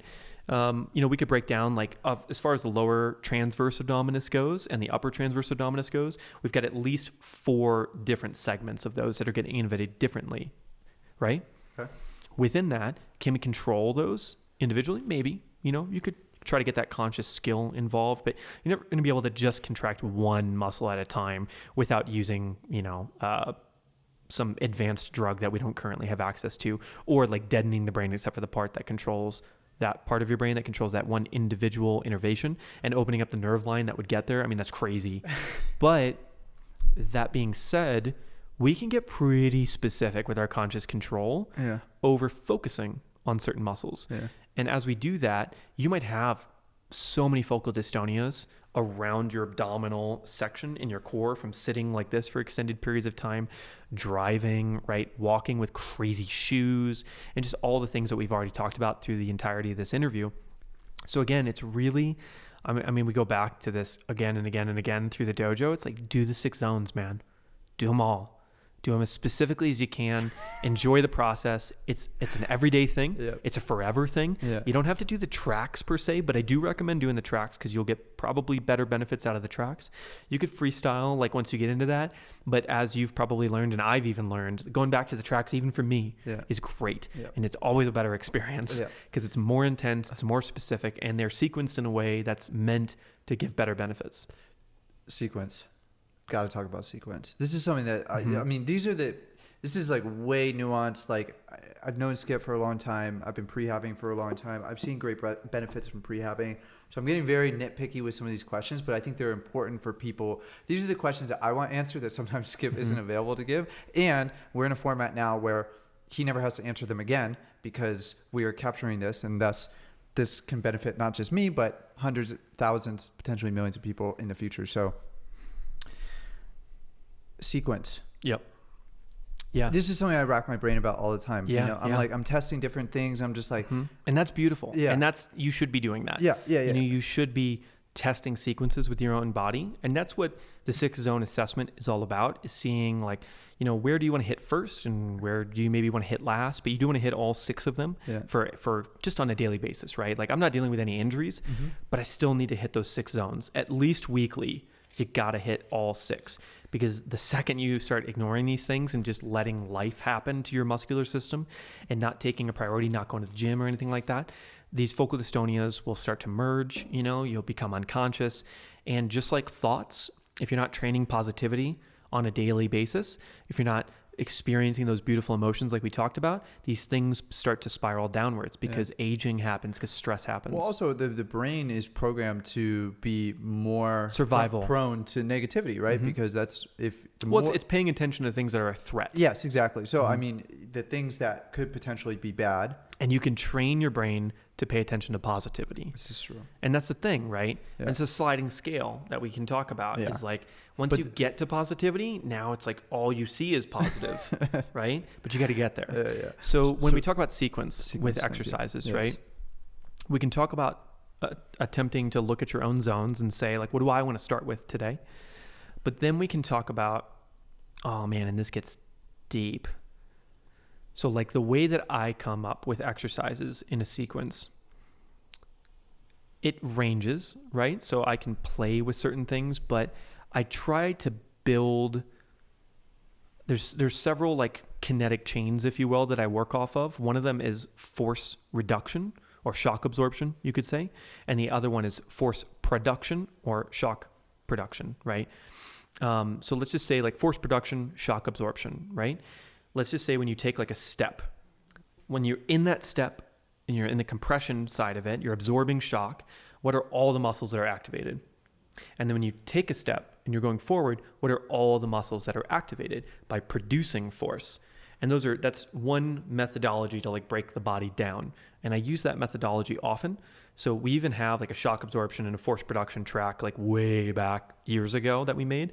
It's in the bonus content of the original dojo course. Okay. But basically, that's one methodology I break the body down in. And we talk about that in the gate video in the course itself, right? So we're going to talk about shock absorption, force production. So when I look at that and I say, what are the 6 zones of involvement in shock absorption?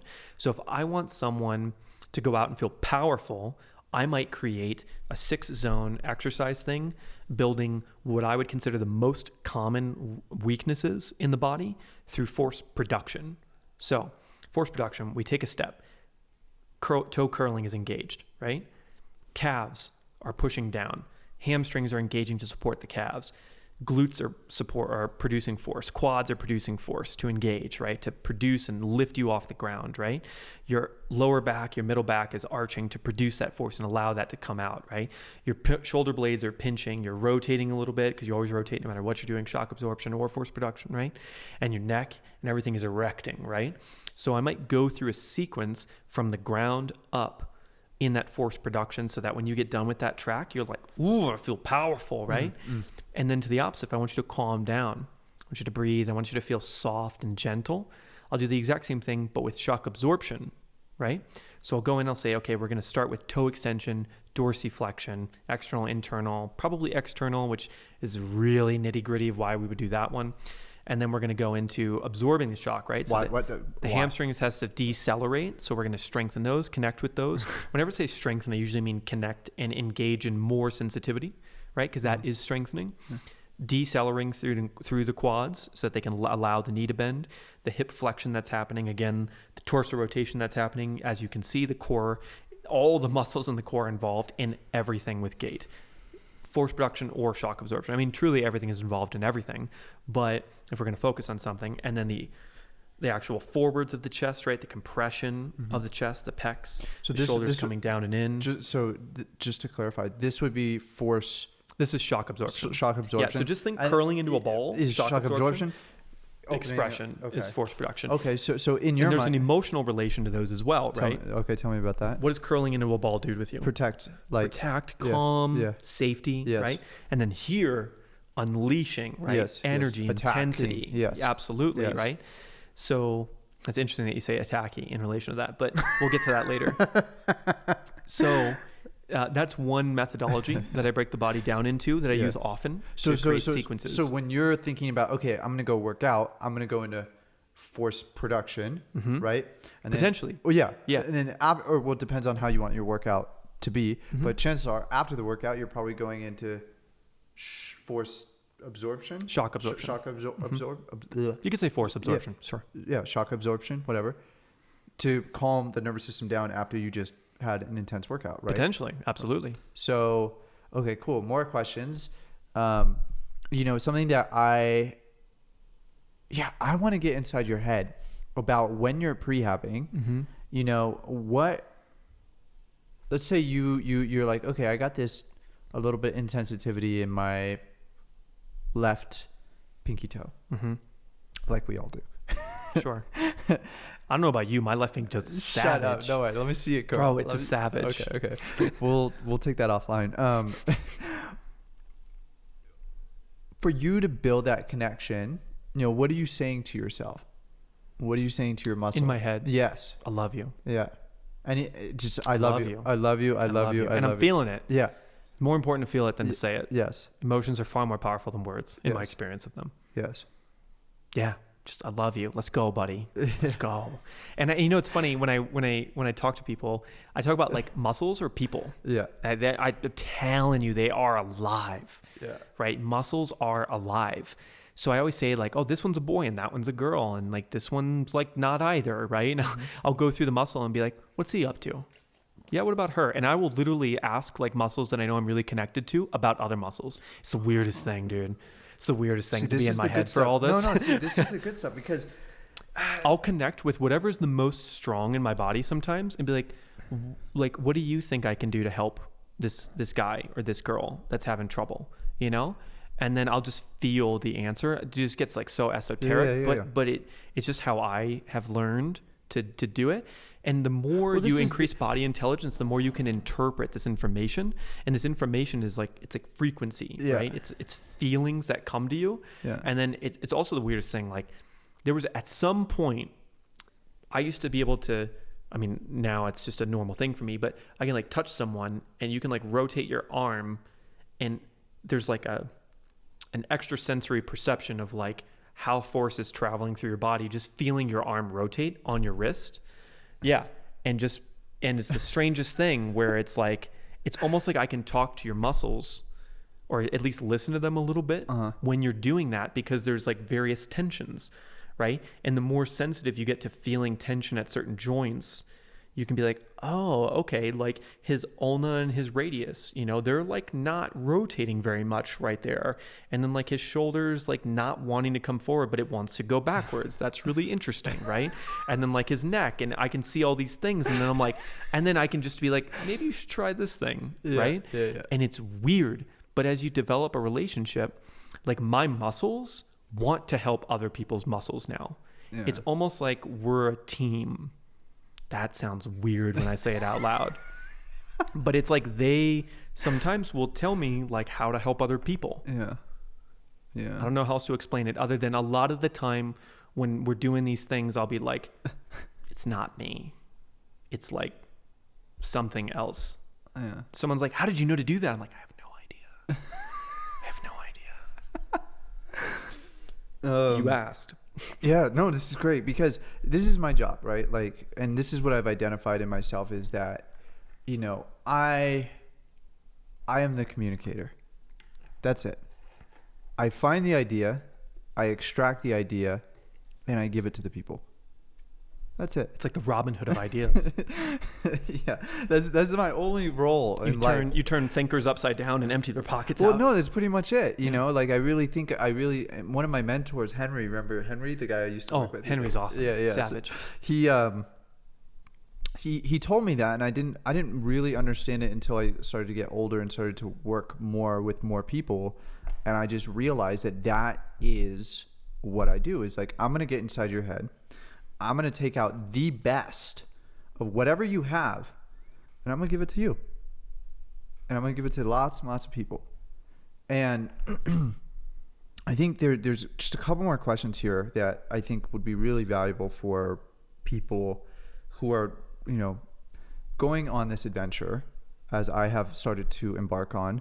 And I know many people will eventually be on this adventure with us, which I'm really, really excited. I am so excited to have thousands, hundreds of thousands, millions of people prehabbing and doing the dojo around the world, and we can just like go to any city and like go dojo with them. Just go have a dojo party. Let's dojo, dude. Dojo. So the question I have for you is, I see you doing lots of things in your workouts. Mm-hmm. Very weird things sometimes. What are you doing? What are you thinking about as you're working out? Mm-hmm. What is the mental dialogue that's happening, and what's going on there? Big picture, your body's perfect. Yes. Second big picture, your body wants to move. Mm-hmm. Your body is a body. Yes. It moves.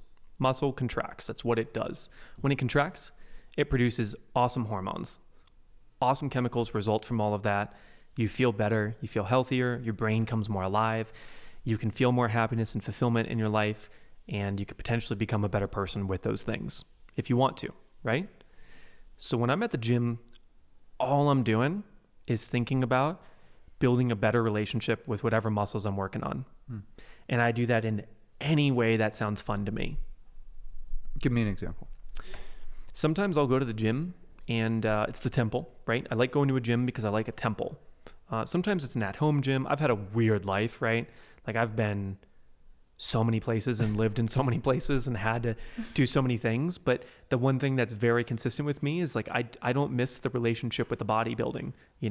I build my body relationship everywhere I go, and I try to help other people do that. It's actually, I've realized the fulcrum of like all my friendships is that we go to the temple, whether it's outdoors or indoors, right?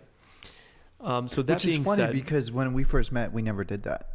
Yeah, we never did that, but I did it all the time, right? Yeah, I mean, we kind of did it. Yeah, I was doing like a Goscu and stuff like that. Yeah, you were doing a lot of weird stuff. You were doing a lot of, and you didn't go to the gym. Like you didn't do that. No. So we didn't do it together. Yeah. But remember, not too long after, we did fit. We'd go to fit together. Oh yeah, we did. Yeah, it's always a thing. Yeah, like it's a fulcrum of my daily life, right? That's true. So that being said, like I'll go to the gym and I'll say like, just what sounds fun, And like right now, I'm on a really specific plan to change physiology forever for myself and for a friend of mine. So that social standpoint of it, which is great. But there's been times in my life where I'll go to the gym and I'm like, I want to do CrossFit for a while and just like push my body and do the intense like compound movements, or I want to do yoga for a while and I want to like do all those intricate movements, but it's really like flavor of the year. I probably change like annually, like what I'm doing and stuff. But again, big picture of life, I want to die happy. Mm-hmm. And I think that's most of our big pictures. Like if you go to the furthest extent, like we just want to die happy. And I think about it like I could die every day. And I've really embodied that over the course of years, said that to myself, like I could die every day. There's a picture on my desk upstairs where it's like a dinosaur. It's like a T-Rex. And he's got like a selfie phone. He's got like the stick with an iPhone taking a selfie with the meteor coming in behind him. And it says, live every day like it's your last. And I love it, love it, love it. And the thing next to it is Violet's painting that says, be happy, that she made in Florida during the beginning of COVID, which was interesting. So that being said, I look at exercise as the ultimate fulcrum to happiness outside of things that fulfill me, you know? So like connection and community, a little more important. But beside that, like my physical health, you know? If you want to experience happiness and fulfillment in anything in your life, it starts with the chemicals and the hormones, right? Which can come from your mind and your thoughts, and can come from your body and can come from your food, right? So like those three things, you know, let's dial those things in. Let's make sure we have everything we need to make those hormones and chemicals through food and through water and through happiness. So yeah, there's not really a lot of specifics I could go into about like what I do at the gym, other than I'll do anything within the principles of the dojo that we've covered on that other video. Yeah. Cool. Well, anything else that you'd like to share before we wrap this up? No. Be happy, you know? Be happy. Be happy. Get the dojo. Link in the description. And thanks for watching. I hope you got some value out of this. There'll be lots of links to resources down in the description, also linked up somewhere around here. Because I've been doing a lot of videos about HRV, about the nervous system, about prehabbing, about brain waves, about a whole bunch of stuff that you'll definitely want to check out if you're interested in this. And let me know in the comments what questions you have about prehabbing that you wish I would have asked Skip, and that you have going into the future about the dojo and anything about what Skip and I are working on. And I can't wait to see you in the next video. Thank you so much. Subscribe, show some love, share this with a friend, and I'll see you in the next one. Peace.